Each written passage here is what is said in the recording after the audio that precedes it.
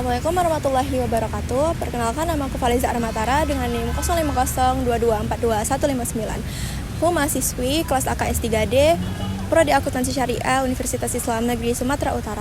Nah, di sini aku akan menceritakan kembali sedikit tentang peradaban Islam dalam bidang ilmu pengetahuan, teknologi, dan intelektual, khususnya pada masa yang disebut sebagai zaman kemasan Islam. Pernah nggak kalian mendengar istilah zaman kemasan Islam? Nah, itu adalah masa di mana peradaban Islam menjadi pusat ilmu pengetahuan, teknologi, seni, dan budaya dunia. Sedikit fun fact, dulu dunia belajar ilmu pengetahuan dari peradaban Islam loh. Bayangin aja, ketika sebagian wilayah Eropa mengalami fase stagnasi intelektual atau bisa disebut sebagai fase keterlambatan perkembangan ilmu pengetahuan, dunia Islam sudah memiliki universitas, rumah sakit, dan observatorium bintang. Yuk kita time travel sebentar untuk mengenal perjalanan luar biasa umat Islam pada saat itu.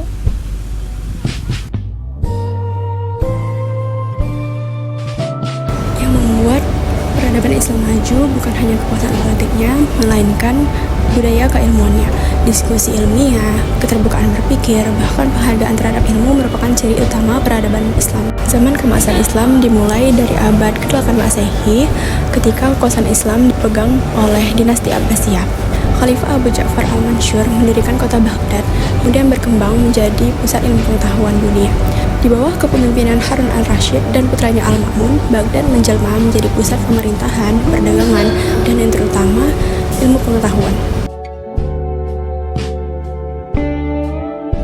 Salah satu simbol terpenting dalam sejarah intelektual Islam adalah Bait al-Mah atau House of Wisdom. Didirikan oleh Khalifah Al-Ma'mun di Baghdad, Irak. Lembaga ini bukan hanya perpustakaan, tetapi juga pusat penelitian dan penerjemah terbesar dunia pada saat itu. Di sana, ilmuwan Muslim, Kristen, dan Yahudi bekerja bersama-sama menerjemahkan karya-karya dari Yunani, Persia, dan India ke dalam bahasa Arab, lalu dikembangkan dengan pendekatan ilmiah Islam. Para ilmuwan dan penerjemah di sana mendapat dukungan penuh dari negara, bahkan diberi penghargaan tinggi atas karya ilmiahnya. Dari sini muncul bahwa ilmu tidak punya batas agama maupun bangsa, melainkan semua itu datang dari Allah untuk kebaikan manusia. Dari Baghdad kita belajar bahwa ilmu tidak pernah berdiri sendiri, tapi ia selalu berjalan bersama iman. Alasan kenapa umat Islam sangat maju pada saat itu adalah mereka memadukan iman dan ilmu. Mereka percaya bahwa ilmu adalah bagian dari ibadah. Kemajuan ilmu pengetahuan dalam Islam berakar dari wahyu pertama, yaitu Bismillahirrahmanirrahim, Iqra bismi rabbikal ladzi khalaq. Bacalah dengan menyebut nama Tuhanmu yang menciptakan. Quran Surah Al-Alaq ayat 1. Ayat ini menjadi fondasi sejarah intelektual Islam yang mendorong umat Islam untuk menafsirkan Al-Quran dan Sunnah, mempelajari alam semesta, dan mengembangkan ilmu agama serta ilmu sains secara seimbang. Semangat membaca dan berpikir inilah yang melahirkan peradaban besar. Mereka tidak hanya mempelajari agama, tetapi juga matematika, fisika, kedokteran, astronomi, filsafat, hingga sastra. Yuk kita kenalan dengan ilmuwan luar biasa dalam masa kemasan Islam. Yang pertama ada Al-Khawarizmi, yaitu Bapak Al-Jabar.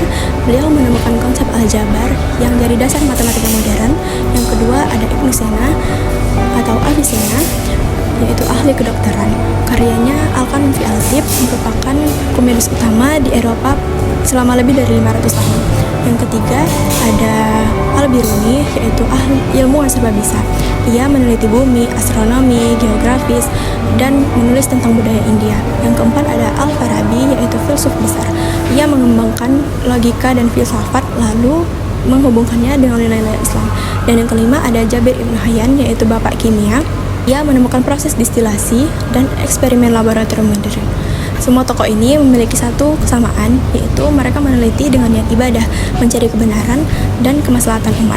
Kontribusi mereka menjadi fondasi ilmu pengetahuan dunia yang semuanya berkembang dari peradaban Islam, lalu kemudian diadopsi oleh dunia barat. Tapi sayangnya tidak ada peradaban yang selamanya di atas. Setelah berabad-abad berjaya, peradaban Islam pun mulai melemah.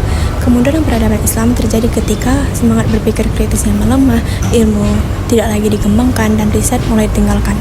Ketika fokus umat mulai bergeser, bangsa lain justru belajar dari karya-karya kita dan memulai bangkit.